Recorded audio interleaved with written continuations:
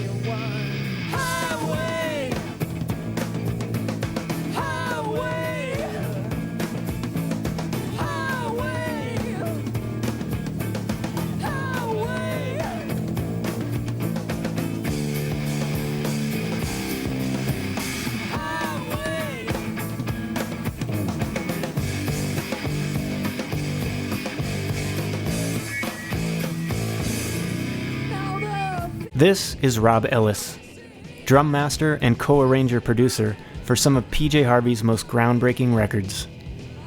He's also been a producer-arranger for artists such as Marianne Faithful, Robin Hitchcock, Charlotte Hatherley, Madrugada, Laika, Swell, Placebo, and Cold Specs, and most recently Anna Calvi, Bat for Lashes, and The Blinders. Rob is definitely one of my biggest drum influences. I've stolen a lot from him. Rob's drumming style is aggressive yet dynamic. I feel he writes his parts in order to conduct the emotions of the listener, consistently playing with interweaving meters, displacement, and tempo changes. Disguised as a self-taught musician, Rob's complexity behind the kit challenges the mastery of those who have graduated with music degrees from the likes of Berklee or any other expensive university or private instruction. It all came so natural to him. Even through initially playing with the wrong hands and poor foot and arm posture, Rob carved out his own sound, which would make an imprint on the 90s and beyond. On both of the first two PJ Harvey records, Dry and Rid of Me, Rob drove the basic guitar lines into another twisted dimension like percussive poetry, never crowding the song, but always keeping the listener interested, especially if you were an up-and-coming drummer. He did this by applying his inspiration from classical music influences. Overlapping time signatures and themes, he kept all his limbs independently busy surrounding the song hooks, and all the while categorized under the alternative rock genre. As a three-piece, the PJ Harvey trio sounded incredibly full, well-rehearsed, and road-tested. Soon after Rid of Me, Rob departed to continue producing other artists, while Polly Jean continued to rise. Rob eventually returned to the lineup for the highly acclaimed year 2000 album Stories from the City, Stories from the Sea, and continued on touring for that release as well. These days, Rob is busy writing and recording his solo records, such as The Nostalgia Machine, which you can find on Apple Music or iTunes, as well as continuing to produce more young artists. When you listen to Rob's solo work, with all its layers and complexity, it clues you in to his creative genius that constructed the drum parts on those early records. Let's see how Rob's doing. Doing good. It's nice and 90 degrees here finally. Seattle takes a while to warm up. Oh, you're in Seattle. Okay. Yeah, out in the mountains. Finally had to move out of the city. Me and my wife bought a house a couple of years ago. So we live on a lake and behind these mountains. It's pretty nice. So my studio is an underground bunker. And wow. I have a small That's what I need. Called Loud House. Okay. Teaching little kids rock music. Wow. So you just went nice to work. A big move. Well, I'm just sort of you can see I'm just sort of surrounded by it's a bit chaotic around here. So I'm temporarily holed up for the moment, and then I'll figure it out from here. But yeah, I moved out of where I was staying, where I was living for 7 years over just last weekend. So it's all been a bit chaotic and mental. But anyway, there, it's behind me. It's done. That's good. So yeah. Cool. Well, good.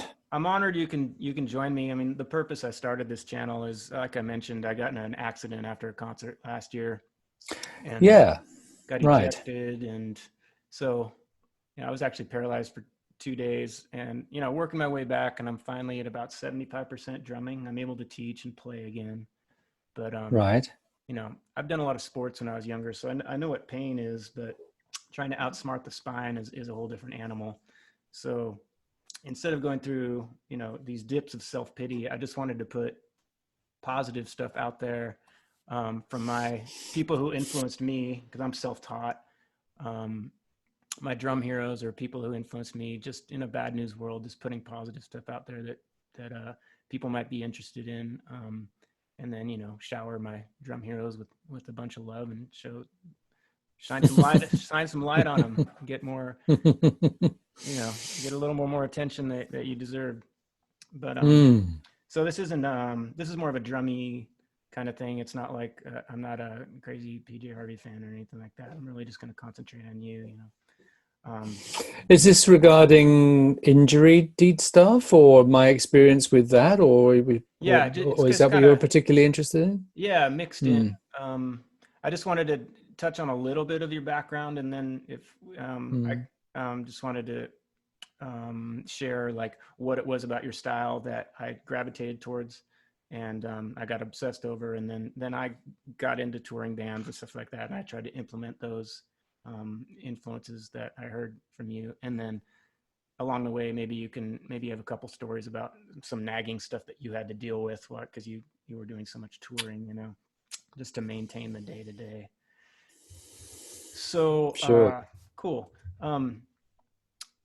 Back in the day when you fell in love with was it drums first, or did you start on another instrument? No, it was drums first. Yeah. I self-taught as you like you, and late starter. I didn't touch a drum kit till I was 18. Yeah. So but I was interested in drums, and probably from about 14, 15.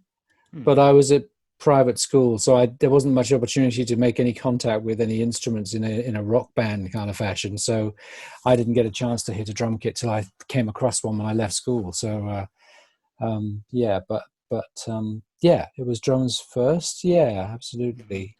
And then just spending a lot of time alone. Just was there a record or a band that you fell in love with? Mm-hmm. Started spending. It was playing along to records. I mean, this drum kit that I found was in a college, and I'd never seen a drum kit in the flesh before. It was covered. It was brand new. It was a Premier Olympic kit, and in the local college, and it was covered with a sheet. They'd just bought it, and no one had played it yet. And I walked in this room, and I what's under here? And lifted the sheet, and there was a drum kit. I thought, oh my God! So that was it. So I stayed back each day from college, and stayed in the evenings, and it was next to a record deck and a hi-fi. So I just put on my favorite records and played along. And you can imagine, as a beginner, playing along to my favorite records at the time, which of course at that time, mid to late 70s was, the usual crappy kind of jazz fusion and stuff. Breakneck speed kind of jazz fusion and prog rock, and me trying to play along to it. So that's how I learned. And I didn't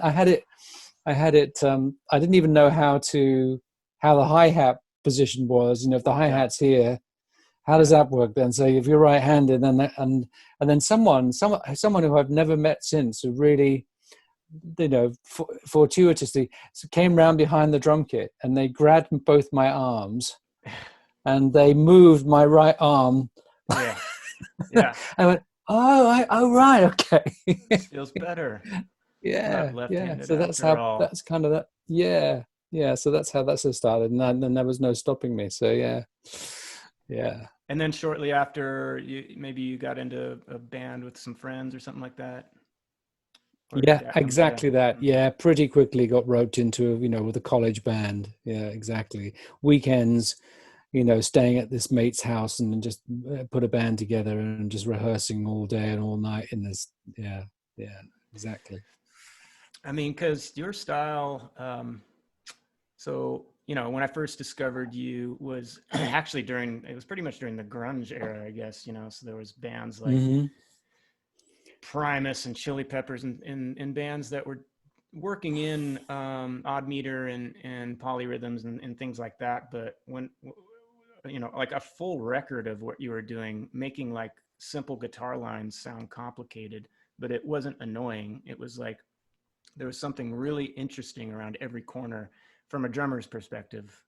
And it's weird to hear that you are self-taught, because that's a very schooled thing to do, is like to force in these meters on top of meters and putting your kick drum in an odd place, and it's still to have the song be solid and listenable, you know, without being like, oh, look at the drummer, look at lead drummer, let's put him in the front of the stage, you know.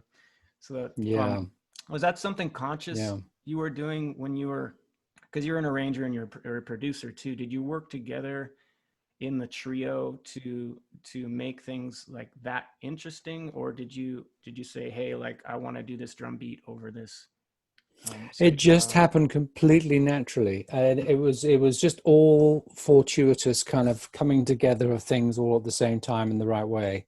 And because I guess I'd spent 10 years playing drums, and before that first PJ Harvey thing happened, and so I was late 20s by then. I'd been playing for 10 years in local bands and that kind of thing, and I'd been doing the usual ranters, playing pop and rock.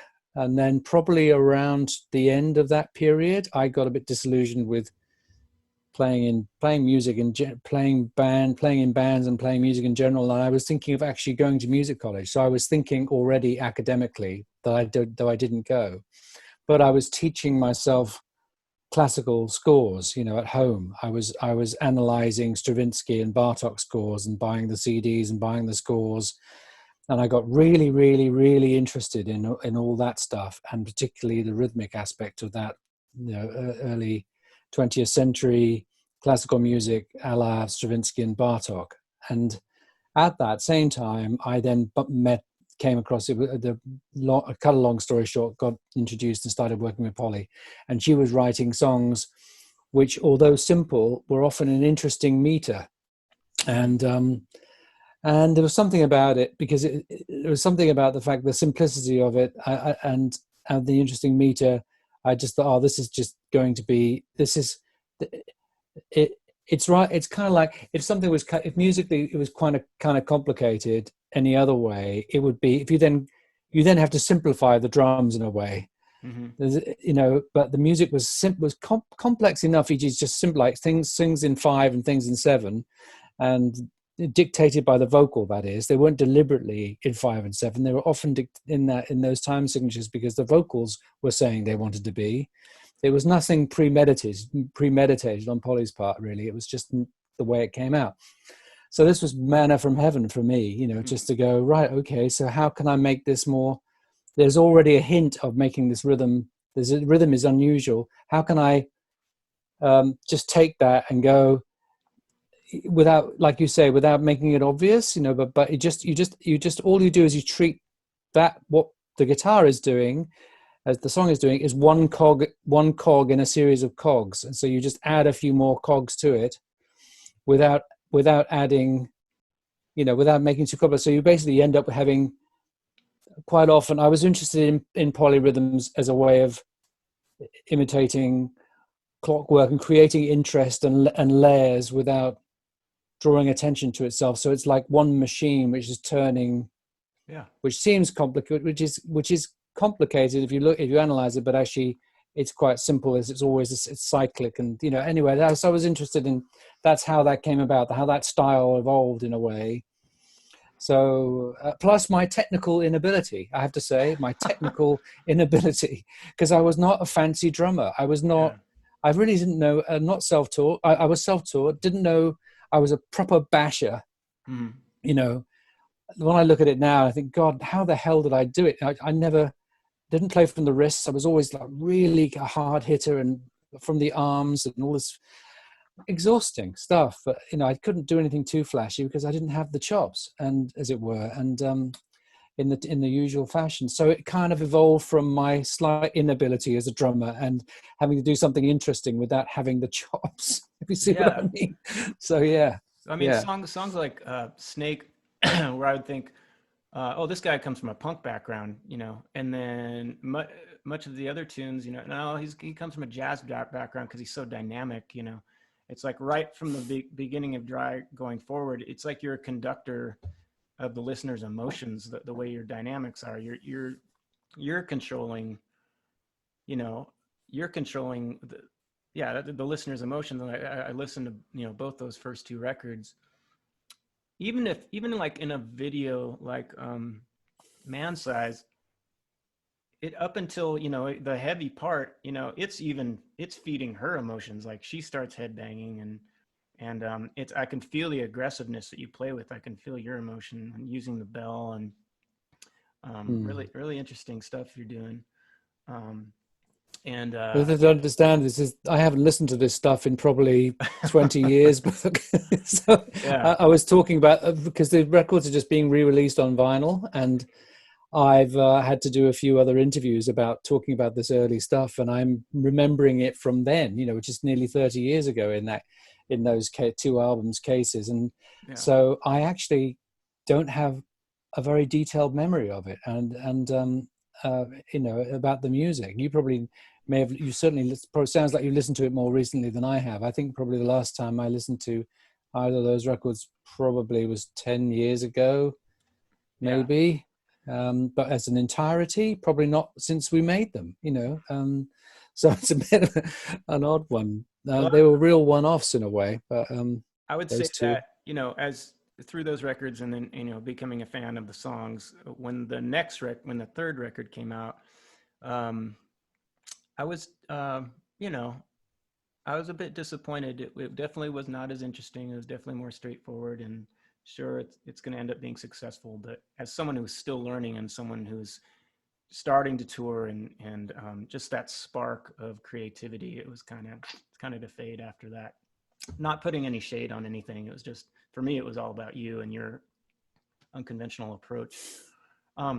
Usually with bands, you know, if there's a singer who brings in demos and they're the lead person and they want their song intact, and you start getting these complicated drum beats from a drummer who wants to show off or whatever, they're like, enough, just play the script. You know, I've been in bands before like that, but she was an instrumentalist and she was an arranger too. So she kind of gave you the green light. She gave you the space to do that. Yeah, we what happened was we got given the famous demos that are now being re-released. So we got the demos of songs, and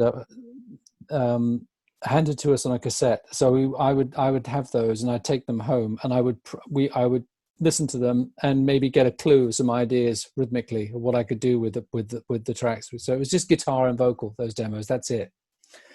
And I think Polly had a 4-track, so there might have been an extra guitar overdub or something like that, or a backing vocal on the steps. But anyway, so that was the idea of the demos. And then we got together in a rehearsal room, and pretty much, you know, I'd had a premeditated idea maybe of what I might try and do on the drums. And then we got in the room together. Pretty much instantly it worked, you know, and I might revise it a little bit, just adjust in places if need be, because it was the first time you're playing together in a room. But the idea would come together, it would work, you know. And you know, there was nothing complicated about it. There was no kind of hard, like, not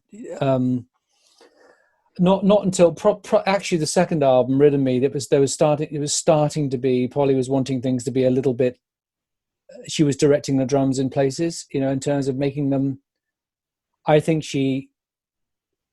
there were moments where I was being reined in a bit more on that second album, you know, in terms of just keeping things even more simple than I would have liked, you know, and I think so. That was, but not much. Maybe 1 or 2 tracks, maybe. But actually, I thought it was really. I in retrospect, I look back and I think, well, that was really effective. I can't remember what I would have done, but I remember what she wanted me to do. Actually, I thought, oh, this is a bit boring, and straight. But actually, it was really effective, and in retrospect, and. But yeah, it came together pretty instantly without much discussion. We just played and it worked. That's how it turned out, and certainly on the first album. Yeah, just a technical thing. I don't want to rack your brain too much, but like, you know, I hear a lot of 11s in there. I think the version of Highway Revisited, Highway 61 Revisited is such an amazing version of that song. And it's like that, it's so tribal. Like, I don't know, it makes me want to run to the hills and dance with wolves or something like that. Like it's such a creative, groove, that, you know, it's such an original, like if you had a sound, that would be like the Rob Ellis sound. Like no one's going to think to put, I mean, what is that? You're doing like her guitar is like 4/4, but your bass drum is doing like a 3/4 underneath or something like that. And you got your left foot doing something else. Yeah. And a lot of that was accidental as well. I mean, I'd start playing something with my right foot, and you know, like the bass drum and hi-hat thing, as I recall, there were a couple of tracks where I wasn't even aware what the hi-hat was doing, but it was doing something interesting. And when I you know, when I keyed into it and thought, oh, hang on a minute, that's interesting. you know, with my foot or something, you know, it was doing something in 5 by itself, you know, and I'm playing something over here, and that's kind of how it happened. It was purely physical rather than intellectual in some cases, but it was always, I always tried to key off something. There was something in the music that made me key. It's something that was the key. I wasn't just that keyed me into thinking, right, I'm going to do that thing. You know, that's what. When people have talked about the Rob Ellis thing, I have no idea what they're talking about. I did a drum session once with somebody where they wanted me to play the straightest 4/4 Oasis style, straight ahead drum beat, which I did, and they were ecstatic that they got the Rob Ellis drum sound. And I thought, what is it then? Because I mean, it could have been anybody. It was just saying, I said, no, you don't understand. I said, well, no, I don't. Well, so I don't know. I think that's true. Probably every drummer would think that. They wouldn't have a clue, you know, what their style is. And you know, you hit the way that I know when I favorite drummers, you can tell that's your favorite drummer, just when they hit one snare drum hit, you go, yep, that's Bill Bruford, or yep, that's Stuart Copeland, or that's Phil Collins, or you know, just from one snare, you know, or that's Charlie Watts, or you know, absolutely, you know. It's crazy how your body. So interesting that you're when you those weird physical things when you're playing a drum, and drummers play things differently, but like you said, that you didn't know like the hi-hat would pop up like that. It just came out naturally, because when I do just a normal blues beat, just naturally my left foot is already doing an off time.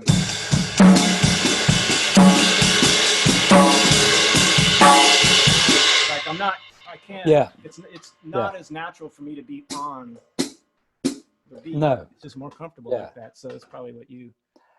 I think it's to do with physical bodily tics. You know, the way the body responds, you know, is unique to each individual. You know, if you're doing one thing with one part of your body, the other one's going to respond in a different way. You know, and maybe that was different for different people. I don't know, but things like the dynamics of how someone hits a snare drum, you'd think like, how, you know, how does that possible? Even I did an interview recently for a now a good friend of mine, but he runs this drum interview podcast thing called The Trap Set, and he did the day I did an interview with him, he was also interviewing Bill Bruford, and I have always been incredibly intrigued by that snare drum sound of his, like, you know, the classic Bill Bruford snare drum sound. What the hell is it? He describes it as being hitting the edge of the snare, but it's not just that, because I've hit the edge of the snare and I don't sound like Bill Bruford. What the hell is, you know, it's incredibly distinctive, you know, you just know immediately that's him. And it's to do with the way he places it, the way the snare is placed, even probably a fraction in terms of timing, you know. And the same with John Bonham, you know, all that incredible timing, where you hold the stick, very interesting. The size of the stick, the angle you come in on the drum. Absolutely. All that stuff. Absolutely. All to do with the frame of the individual, maybe the build of an individual, you know, has an effect on that. So, interesting stuff. Yeah. Just a quick aside, I was able to hear those demos long ago, like back right when those tours were happening. I actually saw her play solo at McCabe's Guitar Shop in Santa Monica a long time ago. And so I was able to hear those records without any bass or drums. And I was thinking that, okay, I definitely, there must have been a lot of creative freedom there. Like you guys, is Steve Vaughn, is that the bass player? Yeah. Yeah. He was there was another guy as well. Yeah. Mm-hmm. Filled those songs out. So it was cool just to get that perspective. Like the trio makes the songs go up to this level for me. I mean, they're strong songs and then it gets really cool. Concerning the theme of this channel, do you remember times when you started, maybe an injury, maybe just something nagging just because of the constant playing every night that you had to deal with, and any kind of physical maintenance that you had to keep up with to stay strong? No, not for that period. Oh no, actually, what am I talking about? That's not true. Some of that stuff was fast, and as I say, I was from the shoulder player, and with my feet, I had no bass drum technique apart from literally digging my foot into the floor. There was no heel and toe, any method whatsoever. So some of those things like Snake, I think you mentioned, and things where the bass drum is just going, constantly, and anything fast, and I would be playing there's no wrist involved. I would definitely struggle, with keeping that up, and it'd be like doing a 100-meter sprint every time you do that song. Well, I know it's not uncommon for a lot of drummers, but I was in my physically, I was fortunate. I was in my late 20s, early 30s. So as far as a soccer player is concerned, I'd probably be past my peak, but I reckon in terms of drumming, I'm just about right. Mm-hmm. Yeah. And then from that point onwards, over the next, I stopped playing drums a lot after those first two records because I went and did other things. I did a bit of drumming for a few other people, but nothing so fast, punky, and complicated until later in that decade when I started doing some more stuff with Polly again, and then by that time, so that would have been late 90s, early 2000s, when we did that album, Stories from a City, Stories from a Sea. That album, we did a long 18-month long tour for that record. It was a long 2-year tour basically, and on that tour I started developing. So I would have been in my mid to late 30s by then, the late 30s, and then things started going wrong, physically. I could feel, and they were basically to do with the fact that I was playing like this. So it was tendinitis. I was getting real tendinitis in here, and shoulder problems, and but mainly that. Yeah. To the point where I wouldn't be able to grip the stick anymore. So it would literally be like just there'd be moments where by the end of a 45-minute set that we were doing we were supporting U2. I remember particularly that we were supporting U2 around the States. And by the end of the 45-minute set, I just wouldn't be able to hold the stick anymore. I was just literally bringing my hand down to the snare with no impact whatsoever, trying to get away with it, and keep it going. And then I'd go and and then I had lots of the U2 tour, they've got a backstage massage therapist and goodness knows what else, so I had to go and do that, and it was getting bad. It was getting like, someone actually said to me on that tour, you ought to stop playing. If you don't stop playing, you might have to have your arm amputated. Oh, no. And I said, you're joking, I can't stop playing, I'm in the middle of a tour. It's very dramatic to say, I've got to have my arm amputated if I don't stop. Yeah. It was kind of over the top, and it was also very frightening because I was in the middle of this big tour commitment. How could I just stop playing? So, and weirdly, it cleared up, kind of its own. It gradually cleared up. I think I rested it, and I did a bit of therapy. And I remember there was the drummer from U2, Larry Mullen, came in, and one it was a night anecdote. He came in and into where I was having this thing massage, and you said something about some rude comment about the fact that my left arm had been rather over-occupied of late. And is it because your left, when it's with your left arm, Rob, it feels like someone else is doing it? Is that the problem? You know, and oh, okay, thanks for that, Larry. Yeah, sure. Anyway, but I did avail myself of the massage facilities. I guess it worked. And plus, you know, but yeah, that was a problem. That was the only time I've really had a physical problem until very recently, when older age, drumming from that earlier age is beginning to have a detrimental effect on me now, kind of nearly Phil Collins fashion, but not as bad as him. Nothing like as bad as him. I've just got weak ankles from bass drum and weak shoulder from snare drum. Again, I think a lot of problem I had almost certainly was hitting the snare drum and the impact, the shock effect going through the arm, going up through the arm and impacting there. That shock repeat up here over God knows how many gigs over how many years, you know. So I've now got a problem with this. But yeah. Well, it's never too late. Nothing compared to what you got, but yeah. It's never too late, you know, for physical reasons or for pain reasons to change your style. I mean, even Neil Peart was taking lessons towards the end of his career. Sure. Yeah. I'm very interested. I've been playing a little bit at home. I don't play live. I don't play with anybody anymore. I don't hardly ever play the drums, but I've been doing a little bit of playing along to records like I did when I first started, and trying to play and actually learning. Okay, so how do you play the drums properly? And I've been playing from the wrist on a practice kit, you know, electric practice kit, and playing along to jazz records and so on, and really enjoying that and learning how to play again. Take the load off your neck and off your shoulders. Exactly. Yeah, exactly. Did you talk to Larry at all back in the day about, because he's gone through some serious hand and arm stuff. As in Larry Mullen. Yeah. No, not no, we didn't. I mean, he'd come in for his regular therapy on that tour, but that was 20 years ago. Yeah. Now.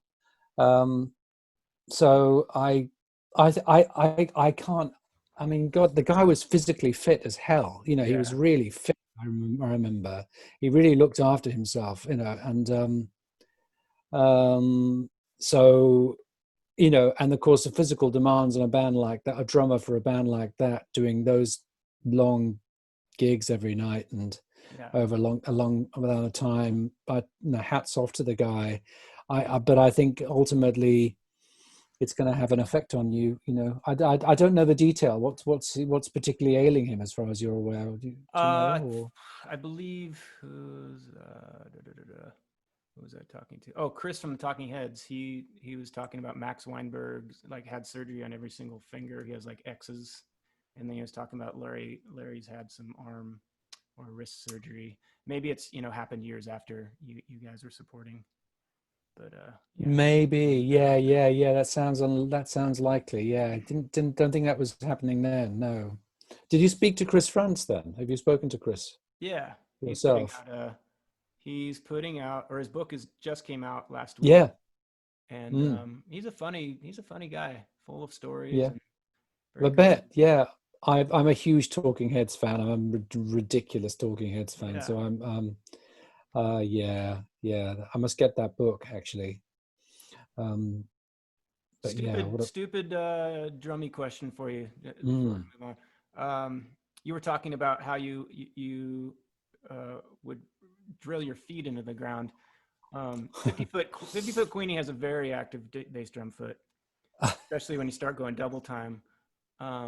Almost like you know, you're playing double bass but with a single bass drum, and I definitely gravitate towards that faking double bass stuff when you're learning on a single bass. Yeah, I love that. Yeah. But when you get to the breaks, are you doing during the guitar breaks in between the verses? Yeah. Dun, dun, dun, yeah. Is that just a single bass floor snare, or is it two basses floor snare? Dun da da da da dun dun da da da da. It's one drum, one kick drum. Yeah. But I Did I have? I think I used to have a floor tom to my left. Oh. So I had it left of the hi-hat. Did I? Is that how I did it? Anyway, so what it was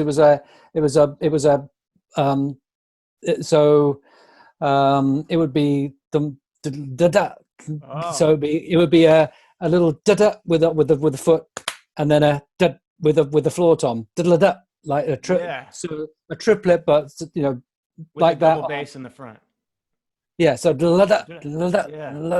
so I kicking the third beat was on that floor. I think that's how I did that. I think, as I recall vaguely. Yeah. That's so cool. Yeah, cheating. It's called cheating. Having a floor tom to the left of the hi-hat. No, I mean, I love the double bass cheating with single bass method. I love that stuff. Yes, yeah. I actually did a cover. Now, of course, people cheat with an actual thing, don't they? A beater that cheats for them. But I always thought that was proper cheating. Yeah. I actually did a cover of that song as a project in college where I was studying to be an audio engineer before I became a touring drummer, and the students were supposed to go out and find bands to record and bring them to the school and set up the mics and all that stuff. But I didn't go to clubs or anything like that, so I ended up just playing all the instruments myself and making it sound like a band. And one of them was 50 Foot Queenie, but it was a very slowed down, like metal version. Just very driving. Mm-hmm. It was interesting. It's on a DAT tape or something in the garage. But I remember that was fun. I did a college thing recently. I had to go and do a talk, and someone had prepared an a cappella barbershop version of 50 Foot Queenie. Would you believe? Whoa. And it was amazing. Actually, it was really something. Yeah, really fantastic. Like it was an all-female. Yeah. Six women singing this kind of doing this, humming the riff, and that's really good. Wow. Yeah. Really good. Never picture that. What are you working on right now? You're doing some producing. Yeah, that's all I do these days. Mm-hmm. That's pretty much it. And writing my own music. And I mainly, just composing and that's it. I mean, I don't play the drums hardly ever. Occasionally I get asked to on a project that I'm working on, that I've done my own. Obviously, sometimes on my own projects, but on production work, if it's required that I need to play the drums, I'll do it on. But live, I was playing with Marianne Faithful the last time I did any live touring, and the last time I played live with her was probably about 3 years ago now, maybe. Yeah, 3 years ago, I'd say. It's the last time I played live, pretty much. I briefly played with a band more recently, but only very briefly. But yeah, hardly ever play live or even play drums at all anymore. So yeah, interesting. Some recordings that you've just produced that you want to announce that people should check out, or that'll be coming out in a future date? Well, there's this record it's literally come out this last week, which is a band. They're an English band. They're a very young band. They're pretty, punky band again. Interesting drummer, but they've got some interesting arrangement ideas. It's their second album, and they're called The Blinders. This band from Manchester, and they are. I don't think they've yet to play in the US, but there are plans for them to do so next year. I think almost certainly once COVID calms down, I think the plan is to bring them over to the US sometime next year. So they may be coming through Seattle, and they may be almost certainly coming through the major towns in the US, I would think. But so yeah, their album came out last week, that I produced, and it's called Fantasies of a Stay-at-Home Psychopath, which is kind of like pertinent to the times, staying at home, but I'm going mental, but I think potentially we might start working on a third album for them soon. That was the second album, and I didn't do their first, but their second album. We might start working on a third soon. So great. Yeah, that's kind of it really. And then I'm just working on my own current instrumental solo album which is what I'm I'm just mixing it right now in this room, which Yeah. I borrowed. So I borrowed a room temporarily just to finish my album in, and until I can figure out a more permanent space. Where's the best place for people to find your solo stuff that's already out there if they wanted to purchase that? I mean, to be honest, it's all on iTunes or Apple Music or whatever. So if you go to Rob Ellis, you'll find there's only 3 albums actually that are on there. I've only really done 3 proper solo albums as under my own name. I've done 3 others, but under different names. But the Rob Ellis solo albums are under my own name, and they're on Spotify and iTunes. But they're not on hard copy anywhere. Oh no, that's not true. What am I talking about? Yes, the first 2 albums I did, which are both called Music for the Home, Volume 1 and Volume 2. They are on a label called Leaf, and you can get a CD of those from the Leaf label still. But yeah, iTunes would have that, and my latest one, which is called The Nostalgia Machine, which didn't come out on hard copy, only came out on iTunes and Spotify. So, but maybe there'll be a hard copy at some point. And the same thing with this new album. I think it'll be at the moment it's just going to be iTunes and Spotify. But eventually, maybe I'd like to get them out on vinyl and take them a bit further. It's in the early days. I did those first 2 records 20 years ago, and now I've just done this new one last year. So there's a bit of a gap between them. So I'm doing a follow-up to the last one from last year. I'm going to try and do one a year from now on, if I can. Sure. So we'll Keep see. that creativity flowing. And play some drums some more. I hope. Yeah. Properly. Yeah. Properly. Exactly. Yeah. Without doing my physical stuff in. Yeah, exactly. And how about you? What are your plans? What are you up to next? Well, this channel, I do a lot of editing. I'm really lucky in that. So I reached out to like 4 or 5 of my first drum heroes that wanted me to play in the first place, and they all said yes. So it's like, now what am I going to do? May I ask who that was? May I ask who you? Oh yeah. So Martin Chambers, the Pretenders. Great. Alan White. And, amazing. Greg Bissonette. Right. And then, Chris. And I've had a couple, say yes, and then at the last second something happened, but I'm just really lucky. Wow. That's amazing. Nice roll call. Yeah. And it's just kind of continues, which is great for my positive energy level, because every day is an adventure. I do play every day. I do challenge myself every day, but it's like 1 step forward, 2 steps back. A lot of it is with nerve damage in my legs. What happened exactly, Burke? Tell me what occurred. So I was hired to play for Roger Fisher, the original guitar player of Heart. And in this area, there's like 10 Heart cover bands. And right. He wanted to start. His brother is Michael Fisher, the Magic Man.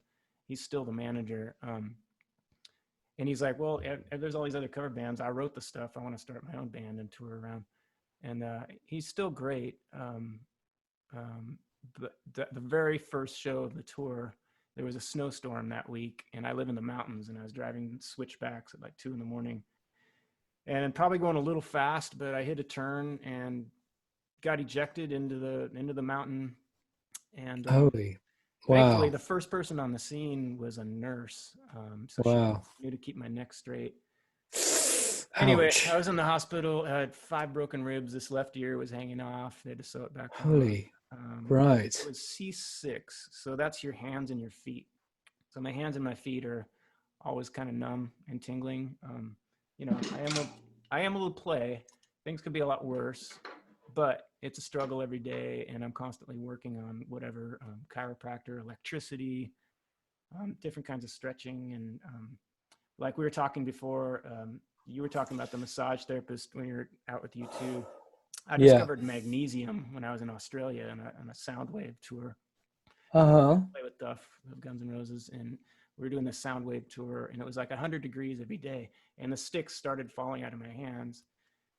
Not only was it really hot, but I had bad dietary issues and blah, blah, blah. So I was cramping up, and sticks were falling out. And the massage therapist said, start taking magnesium immediately.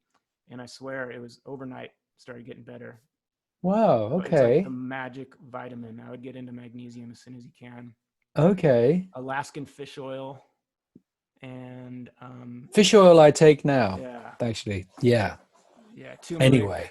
Yeah. Turmeric's a good Turmeric too. Yes, absolutely. Yeah.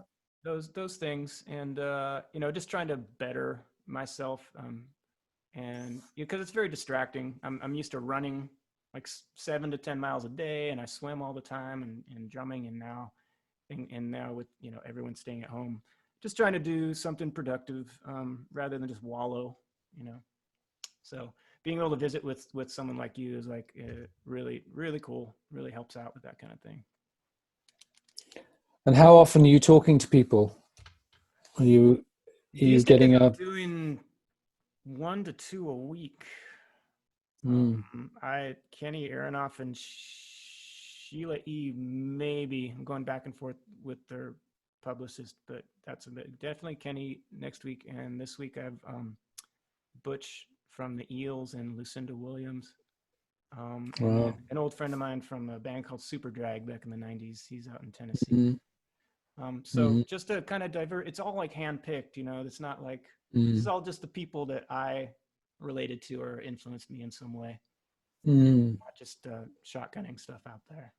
Yeah, but I do really appreciate your time. Pleasure. Absolute pleasure. It's nice to talk. I mean, I don't sound as I'm as isolated as you, but I do, you know, I am in the countryside here, and I'm, you know, so it's like I haven't seen anybody. I was talking to a friend today about the fact we don't see anybody anymore. We don't see each other. I miss talking to people. So yeah. Apart from family, you don't talk, you know, with anybody, you know, and it's strange. I'm excited to hear your new solo stuff that's coming out. I want to point people towards the stuff that's already out. So yeah, that stuff it was more to do with my infatuation with modern classical, you know, but not in the. I think modern classical's got very ambient and very, you know, tends to be very. I was very obsessed with composition, so it's quite knotty in places, and it might not be it's not sonically palatable, is as palatable as people might be surprised to hear it. It's not. I mean, it couldn't be further away from a sort of PJ Harvey or anything else. But the newer stuff is a little bit more. Maybe it's a bit more palatable in that way. But the early music for the home records were like I was really kind of like, I didn't give a shit about who listened to it or why or what. I just indulged myself a bit on those two records. So yeah, there might be a bit hard going on people. You're the master of, you know, your own creative thoughts. So that's time to do it. You have no other self-indulgence. Too many cooks in the kitchen problem. You're the cook. Sure. Maybe. I don't know. Nice of you to say, but I'm not sure that's it. I think it's pure self-indulgence is what's really going on. Ego and still is. Ego gone mad. Yeah. Indeed, exactly.